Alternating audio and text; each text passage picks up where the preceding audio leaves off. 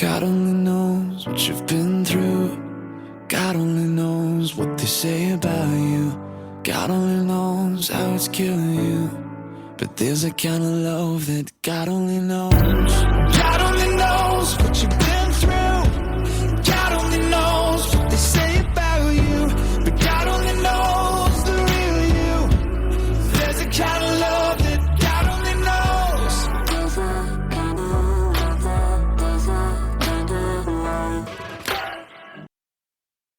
Welcome to Season 2, Episode 3 of Your Journey Is Not Over. My name is Tanya Pearson Randolph. This is my own personal journey, and the expressions and opinions are of my own.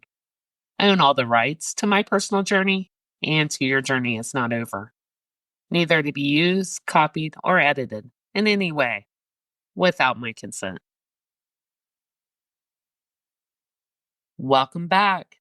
I'm going to just jump right back into my personal journey.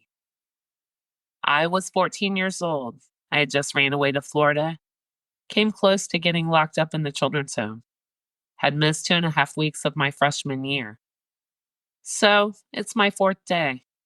I was a freshman in the big house, is what I like to call it. A lot of upperclassmen, people I didn't know. New schedule, everything was all brand new. And yes, I was an angry teenage girl. I wasn't happy about being home from Florida. And every day was different with my mom. She bullied me. She took out her anger and her frustrations on me. She had a hatred for me, and I'd felt this my whole life, never knowing why, and I still don't know, honestly. I do know when I told, and I had the courage to tell, about the molestation, which, by the way, it does take a lot of courage to do.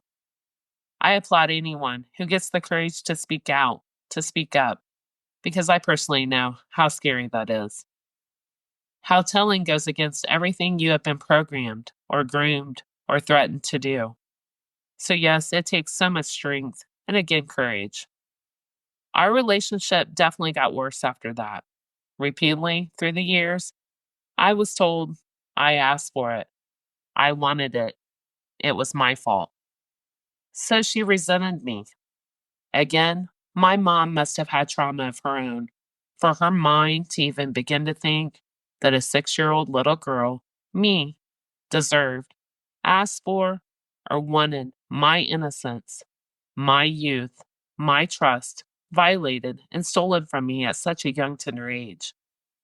Now telling you that and sharing what was going on behind closed doors, where no one could see what I was going through, dealing with, and that was on a daily basis. Just imagine having your mother, the person who gave birth to you, being completely detached, cold, and full of disdain for you. And I, having nowhere else to go, having to live like that, really no choice other than the children's home. So yes, underlying anger. Really nice and friendly, but I didn't take no crap is the best way I can describe it now. So the 4th day, again, brand new school, changing classes, I was at my locker. And it was later in the day. This girl I did not know at all came by my locker and she called me the B word. I was like, okay, I don't even know her. So it's not me she's talking to. I brushed it off completely. So the next day, I'm at my locker. The same girl did the same thing. There were a lot of people around. Again, it's not me she's talking to. So the next time I was at my locker, the same girl pushed me and called me the same name. I was like, I don't even know this girl, but I don't allow anyone to push on me, bully me, or touch me in that manner. No, no, no. Wrong teenage girl. By the way, I'm not proud or boastful about that at all. It just shows that no matter how nice, no matter how soft or friendly and outgoing, there's always triggers from trauma. Nobody has a clue about, or of course, at 14 years old, I didn't know how to process my trauma or how to manage my triggers. Who would at that age? My trauma made me have an underlying anger that very seldom came out, but it was built up, pent up for the moments it did. So after she pushed me, I asked someone her name. Then I ran upstairs to my dad's classroom. He met me in the doorway because it was in between classes. And I asked him, did he know her? He said yes. I told him about the day before and what had just happened and how she had just pushed me. I told him, I guess I'm just going to have to take care of it. Just to be clear, my dad never promoted or encouraged fighting in any way, shape, or form. He's a very calm, logical, reasonable kind of person, but also was a teacher at what was known as the roughest high school in our city. Which, by the way, I have a completely different opinion. My high school wasn't as bad as what it was made out to be. But there was the law of the land, and it was well known. If you let one person bully you, then others join in, all because they can. So, like I said, a complete repeat of my middle school. So I forewarned my dad before I did it, had to cover my tracks with him, and he could soften the blow at home.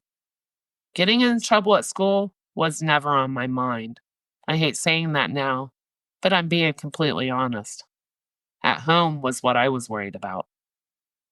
So I ran downstairs, classroom to classroom, until I found her. I called her out into the hallway, and I introduced myself quickly. We had a physical fight. We got split up and escorted to the dean's office by security, police officers, and of course, they always took us separate ways. Different hallways to get us to the dean's office. Number 1, to separate us. Number 2, cooling off period, which didn't work on me, by the way. Security learned real fast to get me in the dean of girls' office, not to leave me in the waiting area, because I would want to go again, every single time. Writing this now, I'm like, I don't even recognize that girl I used to be. And everyone around me now, I know will be shocked. I'm not confrontational at all. Don't like conflict or bad words. Yes, I speak my mind, but I try to do it gracefully. If I disagree with anyone, I just say God bless. I have to laugh because if you know me personally, then you already know. Those are my 2 favorite words ever. My response always. It's also how I shut down gossip or anything I don't want to engage in. No better way to shut down negativity than by saying, God bless. What could possibly be the comeback after that, right? There are none. Try it, and believe it or not, by shutting down the negativity in your life in that way, it brings you so much peace. So, yes, day number 5 of high school, I was kicked out, suspended for 3 days. That fight ended up being about a boy that went to a completely different high school that I didn't even know. I never laid eyes on this kid. I guess he had a crush on me, which would not have mattered to me anyway, because I had a boyfriend 1,200 miles away that I was extremely loyal to. But apparently, this girl liked this boy, and he liked me. Ridiculous, right? Every single physical fight I was in was ridiculous, and truly with no reasoning behind it. Kids being kids, dealing with trauma the only way that we knew, the only way we were taught, right? Take it out on others. Make others feel our pain that we keep hidden so deep inside. What do they say? Hurt people, hurt people. And now looking back, that was like my release. Fighting in school, I guess, was how I managed the volcano inside me. Wasn't often, but when the switch did get flipped, the eruption of anger that came out was uncontrollable. I would go into a complete blackout, a complete rage. I wouldn't be able to control myself or my mouth. I guess by living like I had to with my mom, who, remember, by the way, I had promised my grandma that I would never lift a finger or hit my mom. And yes, I kept that promise, as God is my witness on that. But by making that promise, it also meant I could never protect myself or defend myself from my mom. So I took whatever she dished out, and I screamed for my dad to get her off of me, too many times to count. So helpless at home, but I wasn't going to feel helpless at school. I could defend myself at school. Again, perception. There's my favorite word, right? I was petite and a teacher's daughter. I dressed nice. I put my secondhand clothes and my Kmart clothes together pretty good. It was all about accessories. And thanks to my best friend, whom I will call Miss Innocent, she truly was. How we got to be best friends? Again, God. It had to be. We were complete opposites. I smoked, drank, smoked weed. She did none of that. She just tagged along with me on my moped, kept me out of trouble, kept an eye on me. So while I was suspended those 3 days, I stayed with her and her family, and it was just a couple of blocks from my house.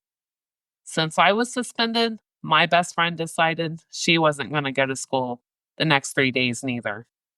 By the way, she's a year younger than me, and she was still in middle school. We laid in bed and we ate lemons and watched a lot of TV. And the most exciting for me was her mom, who I also call Mama. I'm so grateful. I had a lot of mamas that were my friends' moms that just loved me like their own. God's angels. He sends them when we need them the most. So Mama cut and highlighted my hair. It was the first time for highlights for me. She was known as the best beautician in our town. I got a whole new style that day, and then she took us to the mall. That was so exciting. I had been to the mall the spring break before to get my ears pierced. It became a tradition, something that me and my dad did every single spring break. I stopped at 3 holes in each ear. But other than that, I had never shopped at the mall before. I get the biggest smile on my face thinking about that day now. She got me everything that she bought her daughter. Tons of clothes, shoes, earrings, undergarments. And I have to say, Mama is amazing at her style. She's in tune with the styles, even to this day. So nicer clothes than I'd ever had before. Name brands. And then we went to Red Lobster. I always tell her, even today, that she introduced me to a whole new me, a whole new world that day. Thank you for loving me and for taking me school clothes shopping 2 years in a row. She introduced me to Red Lobster and shrimp cocktail that day too. Mama and Miss Innocent, I love you both so much, and thank you both for being there for me when I needed you the most. So grateful always.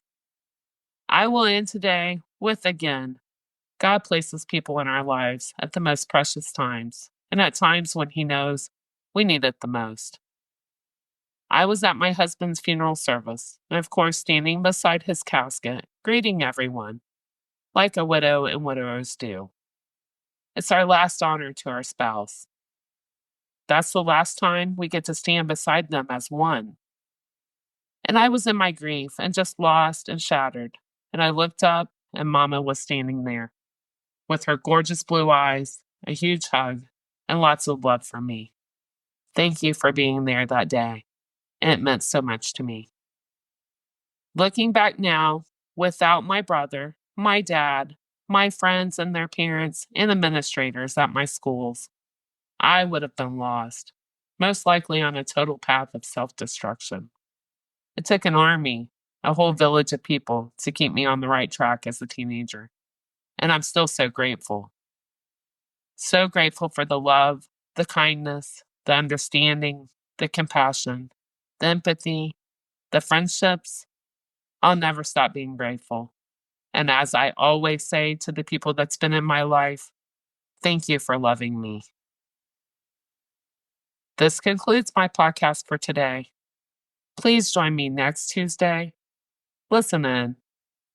And always remember, your journey is not over. God bless.